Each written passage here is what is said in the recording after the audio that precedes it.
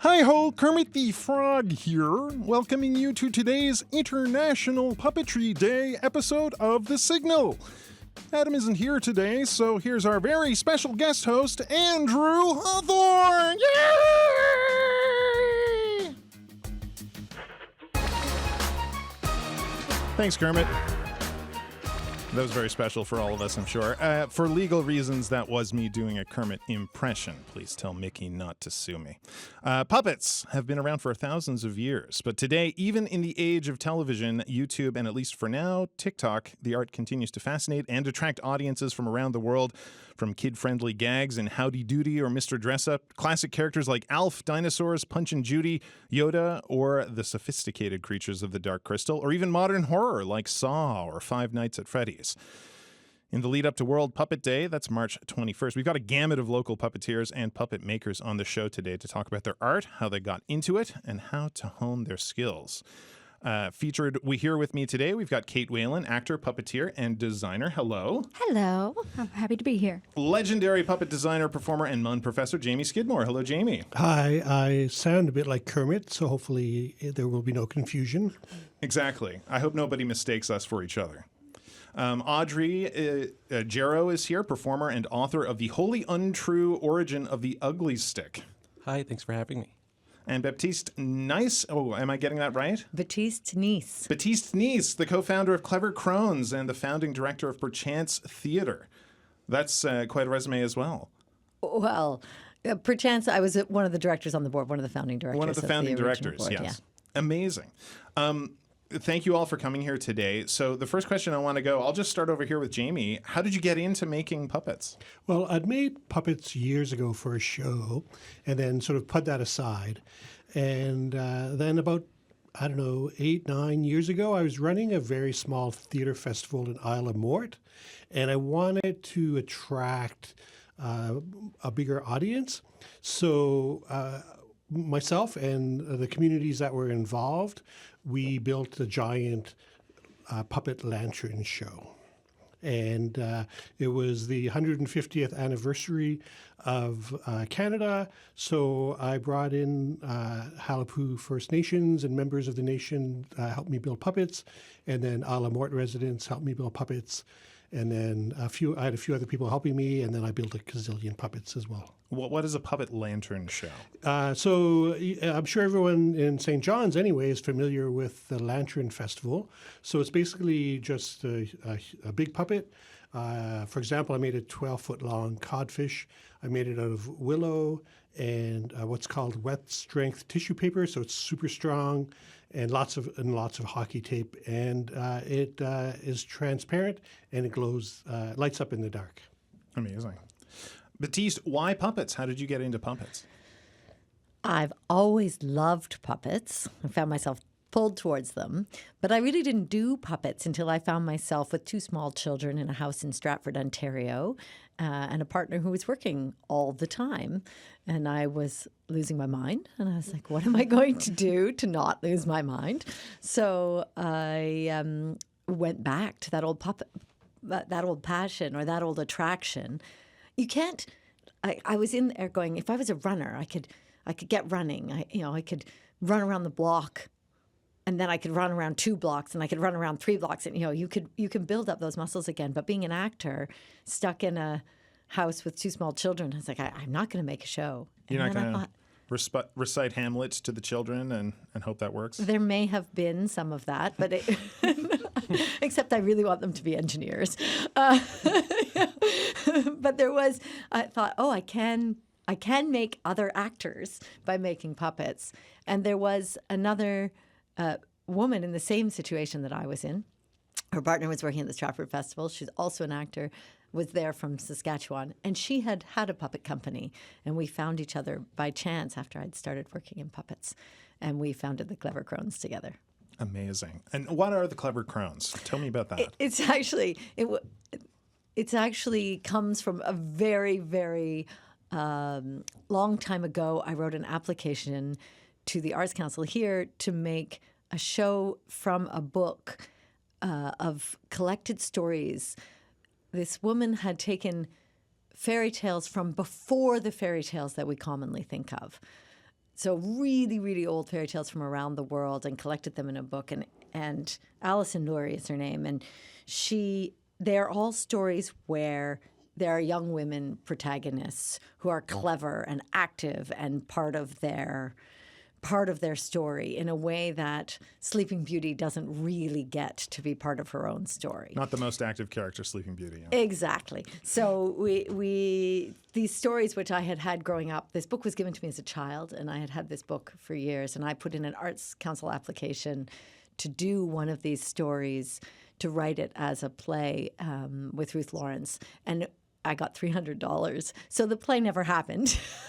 But I was able to continue to have a little bit of spark in that. And eventually that does become a production that I'll tell you about. But in that answer to that question is from that book. It's called Clever Gretchen and Other Collected Stories. So Clever Crones was in response to that. Christy and I became the Clever Crones. I love it. Amazing. Audrey, tell me about your show about the Ugly Stick. How did you get involved with puppets first? Well, I was always fascinated with puppets, and I was actually taking a documentary class that Jamie was teaching, and it was online. A big wave of COVID hit and everything, so I was like, I got to make a documentary in my house about something, so I decided to make a puppet, and that was my first time doing it. Obviously, Jamie saw it, and from there, Jamie kind of took me under his wing, and I've since started making my own puppets, my own shows, and stuff like that. And you have a puppet of an ugly stick here. Why did you choose the ugly stick to animate in this way? So this is Frankie's ugly stick. I had the idea of like how crows gift things to people when you feed them, and I was trying to incorporate that into a show. I was like, how could a crow bringing a bunch of junk to someone create a meaningful story? And then I was like, what can you make out of a bunch of junk? And I thought of the ugly stick, and it just worked with our culture and everything. And so that's where the story kind of came from. So Frankie here is the untrue inventor of the ugly stick in the show. I like, yeah, your show, The Wholly Untrue Origins. So this is something you made up whole cloth, I assume. It's a fantastical origin of the ugly stick. Yeah. Not the little origin, which is probably just, Steve nailed some bottle caps to a broom. Exactly, yeah. Kate, how did you get into puppets? What a question. I mean, I guess the usual answer is you just stick your hand up there. Yeah, exactly. I mean, I think my love of puppetry developed at an extremely early age. As with a lot of young people in North America, you're enchanted by performers like Sherry Lewis and the world of Mr. Rogers and Mr. Dressup, and obviously the Muppets. Never forget them. As a performer and someone who is musical, I thought of different ways to expand my physicality on stage. And I was lucky enough to have a mother who gifted me hand-mouth puppets or Muppets and marionettes. And I would say I spent a lot of time alone in the mirror growing up. And that's something I would recommend to anyone looking to get into puppetry performance. But building, actually, that's something that's pretty new to me. About 2 years ago, post-pandemic, I was lucky enough to participate in a workshop at the Bombay Aquarium with Jamie and with Audrey. And ever since, I've become obsessed with the creation process, the little details, and it can become quite a meditative state, and you really do end up developing this relationship and this connection with the puppet that you build. Yeah, let's talk about that a bit, because of the puppeteers that I'm aware of and know, which are probably more than average, but less than some, it seems like a lot of people are building their own puppets and kind of exploring that. You just did a puppetry workshop. You were a TA for a puppetry course in New England, a puppetry carving course. That makes it sound like you're hewing the puppets out of an oaken log. Like, what is involved with that? Exactly. That's what you're doing? Not quite. I will say that it was quite a quick progression.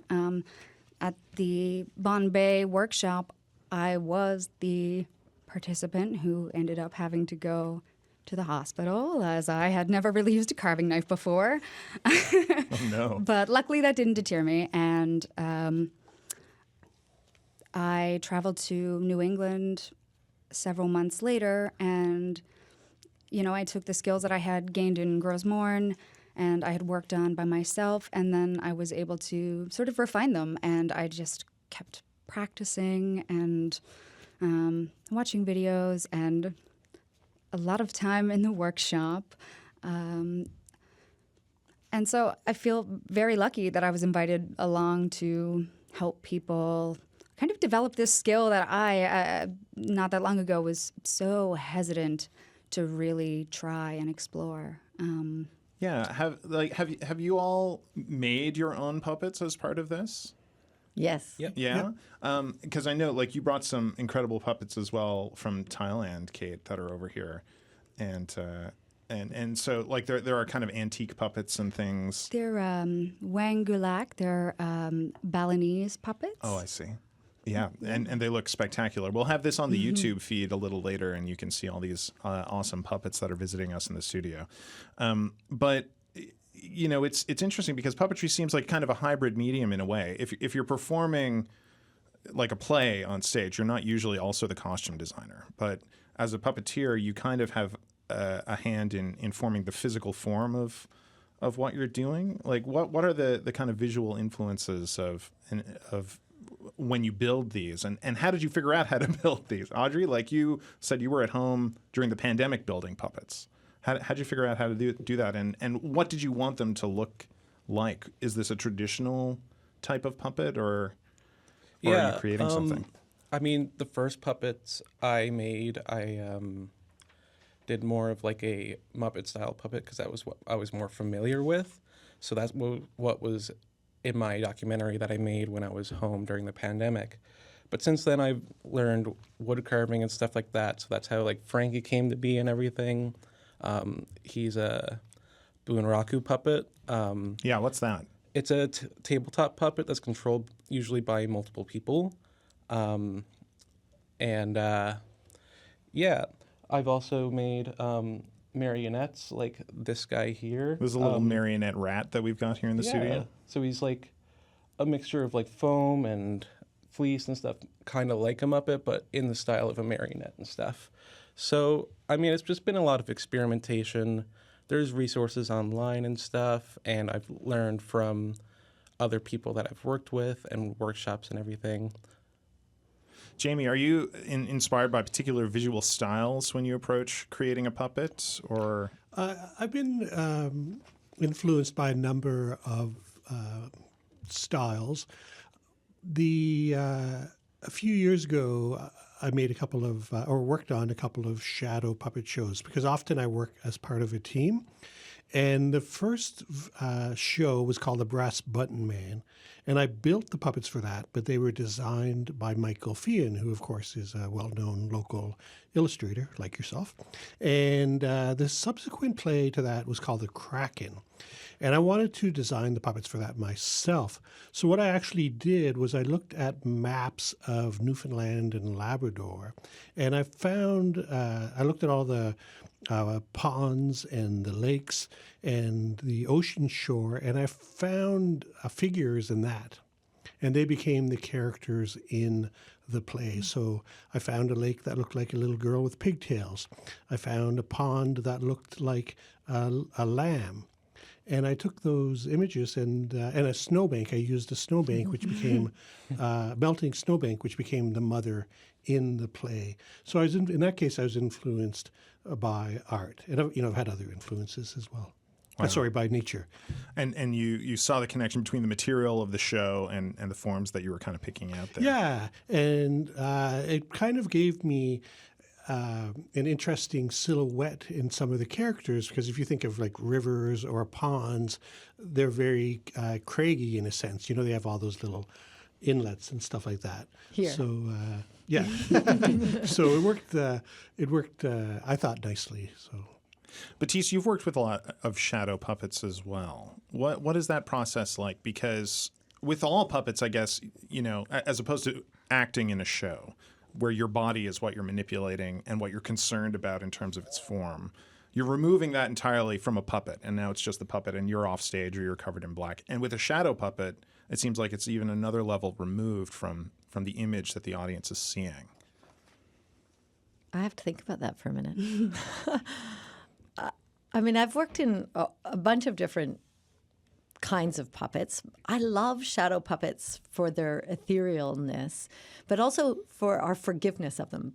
Although I think that applies to all puppets. We forgive that it doesn't matter that the puppet doesn't have eyes. We know that the eyes are there if the puppet is being articulated in a way that lends itself to allowing us to believe that. It doesn't have to be an exact real. It doesn't have to be hyper realistic for us to be able to imbue us as an audience to be able to imbue it with the magic of life, right? So, but I never thought about it separately in terms of shadow. I like shadow partly because I've gotten into crankies. What's that? What's a cranky? It's like crankies. Kate is really into crankies. So it's I a love them. scrolling puppet screen. Actually, the Brass Button Man, which I worked on with Jamie, we built several crankies for that. It was supposed to be like 7, I think, when we started. Are you like cranking like a Scooby-Doo thing where the background's just flowing past? Yeah, sort of. If you picture a roll of paper towel and you're pulling the one end of the paper towel and cranking it, and the cloth is moving, or the fabric or the paper is moving across, and then there's light, so it's a shadow puppet screen. Crankies are really, really old. They're hundreds of years old. They're sort of the first. It sounds like a zoetrope or something, They're like a moving panorama. Yeah, right? it was the first moving pictures were crankies, but they weren't necessarily shadow puppet screens. They were often made of textiles. And a fabric, and you scrolled it and you watched a story. They used to make little ones that come in. We made one in the fall, Kate and I, that come in candy or tins, like We did a biscuit cookie tins, tin, right? the cookie Yes. tins. They would make little ones that you could buy, but then to stand that on its end, make it a vertical image, and make it something that's translucent, so that you can have puppets moving through it, puppets telling a story. But it's amazing because in so many of the stories I want to tell, there's travel. And so it's a great way to allow the puppet to travel through a landscape, or travel from one city to another, or travel along a road and interact with different things. And it also allows different changes in perspective really quickly. So you can go, the puppets can be, you can be in the window with the puppet, or you can be looking at the building with the window from far away in one screen. Is there anything about shadow puppetry particularly that attracts you? Like, how would you approach that as a project versus like a fully visible puppet or even a play? Like, what are the strengths of that as a medium almost? It seems illustrative in a way to me. It is. I mean, it's been really, in terms of like all my different backgrounds, all the different aspects of my background coming to illustration and visual art has been a bit of a shock. I didn't expect to find that in myself, and terrifying, but also really freeing because I have no expectation of my abilities to do it. And to figure out how to exaggerate, which is so much in puppetry anyway, to figure out what to exaggerate to be able to communicate with a small shadow puppet to an audience at the back of a church or an auditorium or a gymnasium or a theater, to be able to make that image jump. With shadow puppet, you're really looking at the, like often with mask, you're looking at where are the points that I can exaggerate? Where are the shapes that I can exaggerate? And then what joints do I need to move? Because all parts of it, I mean, you can have a shadow puppet that is just two-dimensional with no joints, and it moves along, and you can do a lot with that. It's incredible what you can do with that. But then when you articulate one of the joints, what does that give you? If you have a hand, or the difference between if you have a hand, an arm, shoulder joint that articulates, just a shoulder joint, versus if you have a shoulder, an elbow, and a wrist. How much more emotion or information can we get from watching that puppet as it does that? And so I find with the shadow puppetry, those are the decisions I'm making, is which joints need to move, because then you only have so many hands and mouths and sometimes toes. And what else did we use on Brass Button Man? I feel like we had a lot of parts of body parts that were involved. We did when we started, but we slowly tightened the armature wire so fewer and fewer parts would move. And I think ultimately that worked the best. Like the Brass Button Man, it was an experiment as well, the whole show, because we were 3D printing them. And, the Brass Button Man, which is a skeleton, was fully articulated at first, and we slowly just, a lot of puppetry, this is something you think about, is we just, worked our way down to what was absolutely necessary for that puppet to move and say what he was trying to say. And you don't always know ahead, right? Like, so much of puppetry is really in the workshopping phase.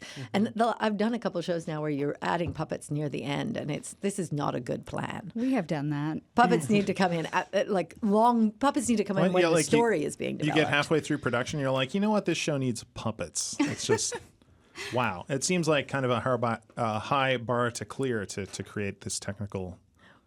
Yeah, it's the puppets. Really, you need to be thinking about, if you want puppets in your show, you need to be thinking about puppets, and then actually talking to puppeteers and puppet creators about the puppets in the earliest stages of development. And I think a very important reason for this is because a director should be asking, why puppets? If you want to put puppets into a show, that should come at a very early phase, because you need to generally try and justify what purpose that the puppets serve that cannot just be served simply through theatrical performance. Yeah, let's talk about that, and then we're going to bring in some new guests as well. But I want to go around the horn and say, why puppets? What do puppets do that a traditional performance doesn't do, Kate? For me, puppets always seem to bring a sense of play, whether it's through the experimentation, problem-solving, creation process. There's so much joy to be found there. There's joy in the performance if you truly love doing it. And my gosh, if you've ever been in the audience of a puppet show, you know that there's just this element of fun. Even if the puppet show itself is not necessarily a super fun, light topic, there is still this otherworldly, untouchable quality that they have and that they can present, and the things that they can do on stage are just incredible. It's the implication of something having life, or the implication of character that otherwise, when you're simply casting an actor, you're very much limited to what that character is. Audrey, what do you think? Why puppets? I like that you said otherworldly. I think puppets can be very fantastical. You can achieve certain things with puppets that I don't think you can achieve with just an actor or performer.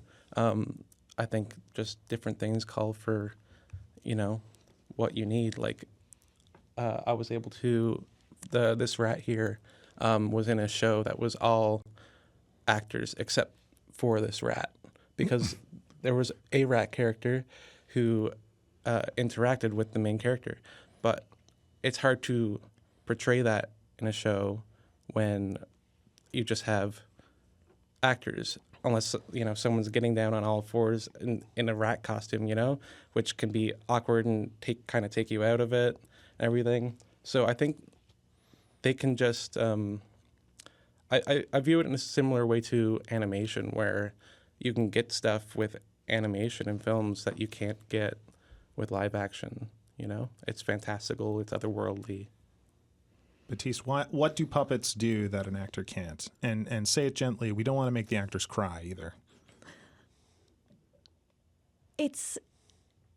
In order for us to buy, there's magic involved when there's puppets, and sometimes there's magic involved with us as actors as well. And in theater, there's often magic. But in order for a puppet to, as soon as there's a puppet there, as an audience, we have to work harder. And there's something in that where we have to be more generous as audience members as soon as we're being asked to use our imagination in some way. And that draws us in, and it makes us more forgiving, and it forces us to be a part of the process as an audience. And I think that's part of what puppets do that we don't always have in theater. Ask something of your audience. Jamie, what do puppets do on stage that... What do they got that I don't got? First of all, I'll say that I was a professional theater artist for about 35 years, and I felt my career had sort of run its course. And so I decided to transition into puppetry, and I've been able to maintain a passion for puppetry, but it's been an extremely challenging learning curve. But it's a lot of what these guys say. It's beautiful taking something that's inanimate and making it animate. Bringing it to life, giving it its own sense of movement, and then creating that world around the puppet as well. It's not that it's impossible to do on a larger scale, but it's fascinating what you can do with puppetry, is creating the world it lives in, its shape and form, and then of course ultimately what we're all here to do is tell stories. So it's really a great tool to tell important stories with. I'm going to go to the phone now. I think, Audrey, you said puppets are otherworldly, and now we're going to the other world of Corner Brook, where Tara Manuel and Michael Riglar are on the phone. They're currently working on a new show for all the premieres I've loved before, with a tour coming up along with puppetry workshops for kids. Hello, are you there? Hi, we're here. How nice to be with you and to hear everyone talking about puppetry, one of our favorite subjects. Yeah. Thank you so much for joining us. I'm going to throw it out to you as well. We've been talking about how you got into making puppets and why you've chosen puppets, and puppetry is a part of the shows you're working on now. Tara, why puppets? K-puppets. Is that why? No. I started working in puppetry about 15 years ago. I was a child actor, and then I trained at the National Theatre School of Canada. As a young person, I was the youngest person in my graduating class by several years. And then I worked in the industry in film and television and theater, and I really felt like that was not the life for me. I couldn't imagine making a life as an actor, and I felt like a pawn in someone else's chess game.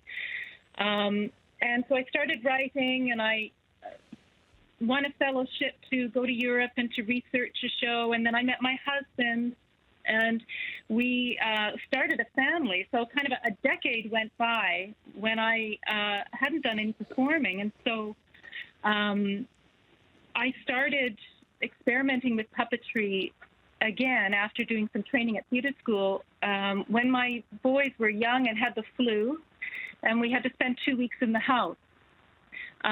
So I started, we created our own shadow puppetry version of St. George and the Dragon as an activity. And Michael, I said to Michael, wow, this would make a great touring show for young audiences. I had been working for a program called Learning Through the Arts in mainly rural communities in Western Newfoundland. And I really loved that work. I felt like I got to know my province in a new way. And I realized that most of the children in those schools never got to see theater. In fact, I had to explain what the word theater meant to some of them. So Michael created this amazing touring set for me and built all the shadow puppets. I wrote the show, we recorded it. He trained me in using the digital projector and teching the show. So I took that show on the road solo over a 6-year period. I toured to 60 rural communities between Grey River on the south coast and Charlottetown, Labrador. So that's how I got into it. Wow. Michael, how about you? How did you get into puppets? I have a strange origin story. I started very young. I was my mother is a trained artist, so she went to the Royal College of Art in London. Raised a family, but always worked as an artist, and would take me along when she did night class. She'd teach drawing, and she'd bring me along as a young child, give me a pencil, and I'd be quiet. And I learned to draw young and learned to start drawing characters that I liked. But I always wanted them to come alive and play with me. This sounds a bit simplistic, but this is my life's work. I wanted my drawings to come alive, keep me company, and make up stories with me. It's what I've always done all my life. I've gone through a long, circuitous path. It's funny, I started right where I should have, where I ended up in a strange way, and that I used to make armatures. My mother ended up making a lot of dolls. So there was a lot of puppets and dolls in my house, and I used to make armatures and help her make these things and make my own little puppets.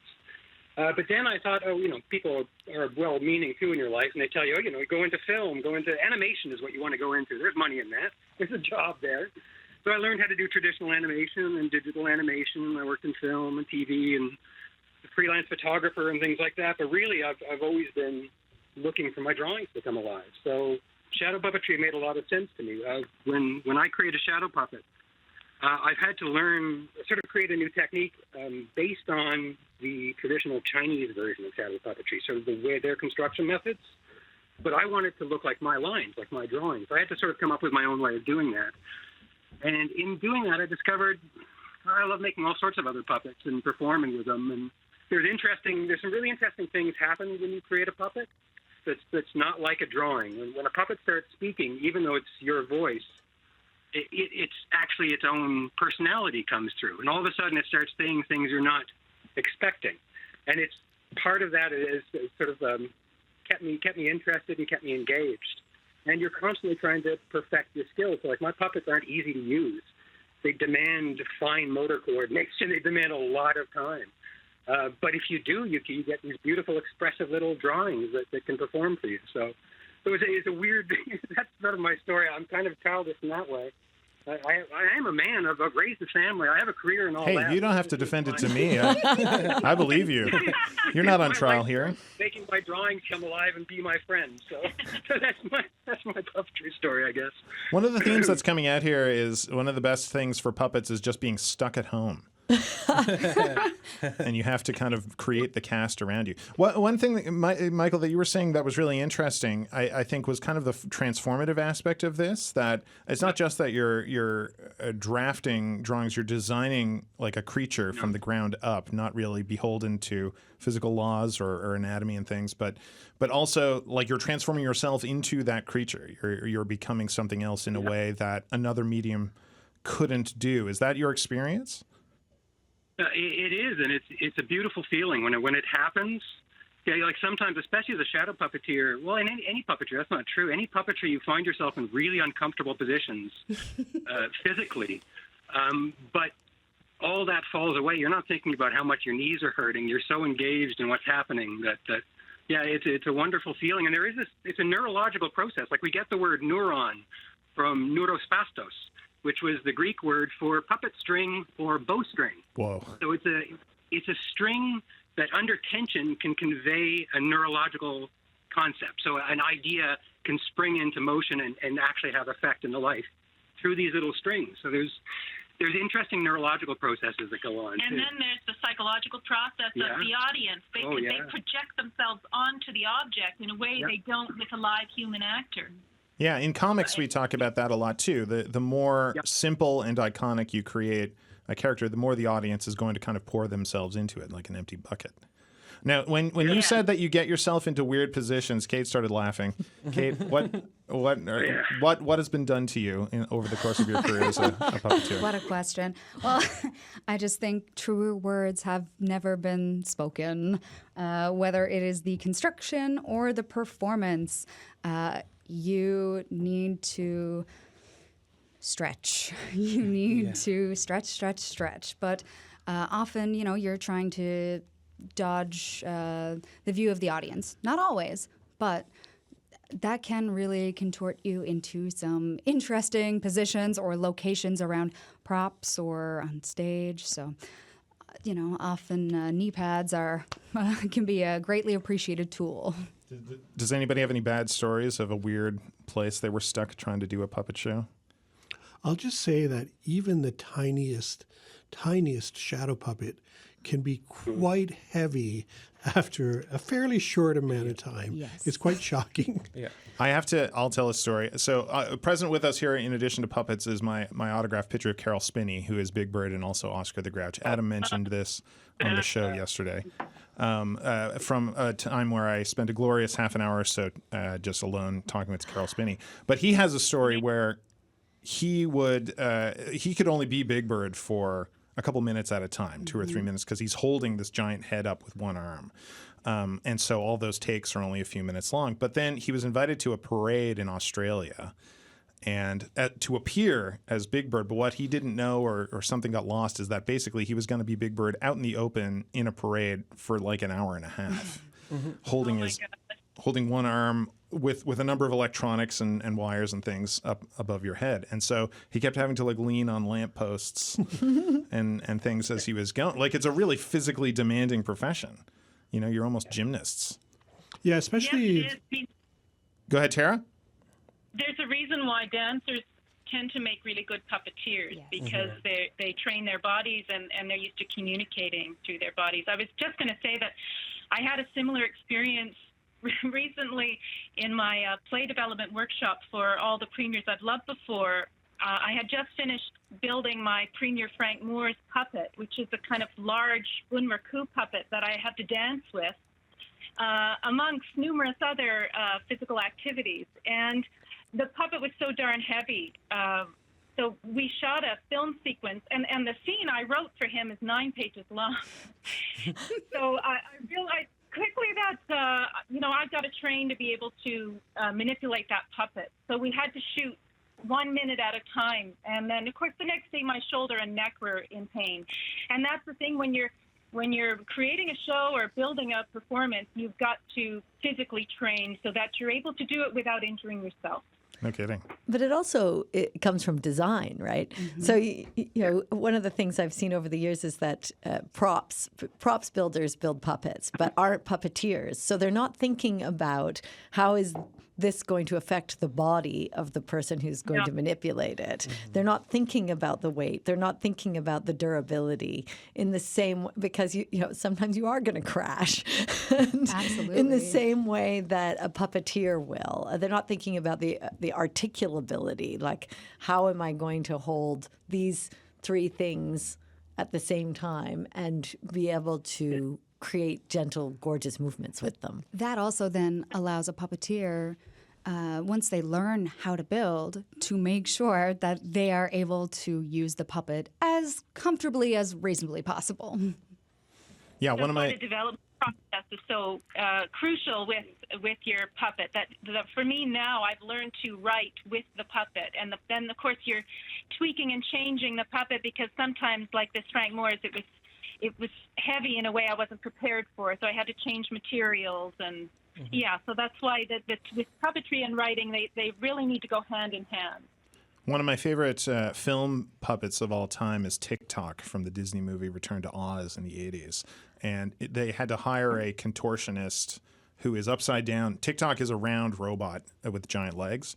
And there's somebody upside down with his legs crossed in kind of a crisscross applesauce thing, standing on his hands in the legs of TikTok when he walks. And it sounds like absolute hell to perform. He looks great, but I'm sure it was very bad for that poor person. Can we go back, Tara? Tell us about the show. You're working on all the premiers I've loved before, and you had me at Bunraku Frank Moore's. Yeah. So people who kind of know me or have followed my career of the last show have kind of gathered that I'm a bit of a political nerd, especially when it comes to Newfoundland political history. My first political show for adults was Muskrat Dreams, a Love Story. And this show is kind of naturally following from that. I'm also a student of political science and amateur student of Newfoundland history. So this show, I'm trying to work out why we keep repeating the same negative patterns when it comes to our resource development. If you figure it out, can you tell us? Politics. Yeah. Well, the thing is, I'm going to solve it through puppetry. So Get yourself a ticket and sit there. yeah. So I've got 8 premieres, and some of them Michael has created, some of them I've created, and then there's a parallel story of my own coming of age as a person and a kind of, I guess, growing into my political awareness. And one of the characters, the main puppet in the show, is Father Clyde Wells, who may or may not have been my favorite premier. Okay. Yeah. So the show moves Tara between loves Clyde. What? I'm just carving Tara loves Clyde into a tree here, but go on. All right, so the show is, as I've gathered all these premiers together for us to get to the bottom of it, for us to analyze our history and try to get to the bottom of why we keep doing the same thing over and over and how we can go forward differently. And Father Clyde is like my therapist, so he exists in a shadow space behind a large screen. And the other premiers are small tabletop puppets, except for the Frank Moore's puppet, which is a large bunraku And puppet that I can dance with. Father Clyde is being puppeteered by your son. Is that not true? Yes, and that was a discovery we made recently. Lois Brown is directing the show. Candace Pike is choreographing and assistant directing, and Michael's building some puppets and also doing visual projection work for it. So I hired Sam because Sam recently graduated from Jamie's program at Memorial University. He did the diploma in stage and screen technique, and I really needed an assistant. And I thought that Sam would step in with the tech. As it turns out, we tried having him manipulate the Father Clyde puppet just to step in and help me while I figured things out. And then we quickly realized, wow, it's so much better with Sam manipulating that large-scale puppet because he can do so much that I couldn't do on my own while I'm playing Tara as well. And it's kind of nice for me to not be puppeteering for those scenes when I'm behind the screen, for me just to play the character of Tara. And yeah, it's really delightful to discover that. You're doing that, and you're doing a series of puppeteering workshops too. What are those like? So we have 2 projects that we're preparing for now. One is a week-long project at the school in Roberts Arm in beautiful Green Bay South. And we're going to work with the grade 4s and 5s, and we're going to build, we're going to do some just exploration of puppetry training and puppetry performance. And they have a legend of the Cressy, which is a sea serpent. And they've got a big cutout of that on the sign as you enter the community. So our plan is to build a large sea serpent puppet and have numerous children manipulate that. And we're going to put on a little performance on the Friday. So that's coming up in April. And then we're doing a couple of weeks of touring with the school touring program on the Bay Britt Peninsula and on the south coast all the way to Galtas. And that is related to our large-scale Lady of the Falls show that I toured the province's arts and culture centers with in 2019. We later created a digital version of that.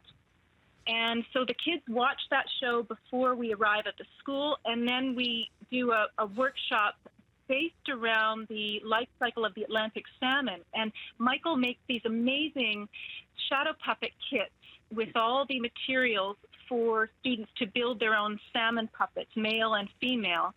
And we leave the kits at the school, so they essentially have all the tools they need to create their own little shadow puppet show. And we do a workshop, a performance of the life cycle of the Atlantic salmon with our kit that Michael's made. So we really, really love doing those, getting out into rural Newfoundland and engaging with children. There's lots of opportunity, yeah. I just wanted to go around. We've only got about 10 minutes left, so I wanted to go around to everybody and talk about, as we're approaching International Puppetry Day, the future of what's going on with puppetry. Going back to Jim Henson for me as a big dork, one of his major innovations, one of his earliest innovations, was just the television screen, because he was the first one to realize that you don't need to have a puppet stage on stage with whoever you're shooting on TV, that the screen is the puppet stage, and you could just have somebody at a shot. And that revolutionized how puppets were on TV. What do you think the next technological innovation, where do puppets go from here? Everybody has that puppet stage in their pocket now.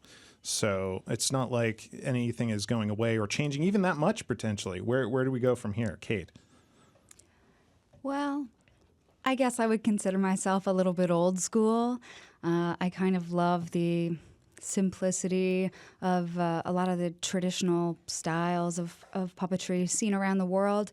And I think that there is really something to be said about live performances which engage the audience. And I think, well, at least I hope that some of those traditional aspects of puppetry do get to continue, while I'm sure there are animators and would it be maybe animatronics engineers and that sort of thing doing some very high-tech work, which I'm sure looks great on film. And, you can consistently see that that's kind of coming back into style. But personally, I really do think that sometimes the way to move forward is backwards. It's just the pure live performance experience. Yeah, keep it simple. What do you think, Audrey?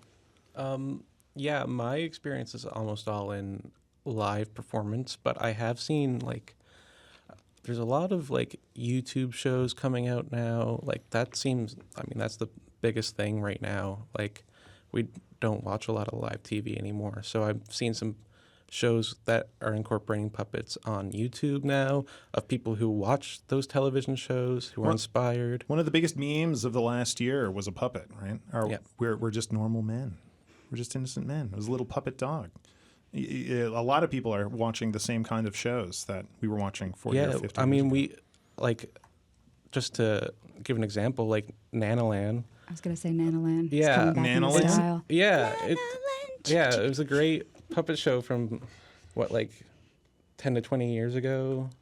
I think sometime in the early 90s. Yeah, on television, and they made a TikTok account, and it's blown up. It's one of the biggest things on there right now. Yeah, it's been going viral lately. Yeah. What do you think about the materials you're using to build the puppets too? Somebody mentioned 3D printing earlier, and how you can carve a puppet out of wood. We've got Kate's little puppet here, but you can also, if you figure out AutoCAD, which I have not, you can create anything and just kind of get your computer to print you a puppet. For sure. I like to. Before I got into it, I kind of felt like puppetry may be a bit inaccessible because wood, foam, and all that stuff is it's a high expensive, bar, right? Yeah. And all that stuff. And I didn't know much about it, but I've come to realize that you can animate anything that's inanimate. You could take off puppetry. Your cardigan, and you can animate that and give it life. I've seen people make beautiful puppets out of just a little sheet of newspaper that they contorted the right way. So anyone can do it. Anyone can make it out of anything.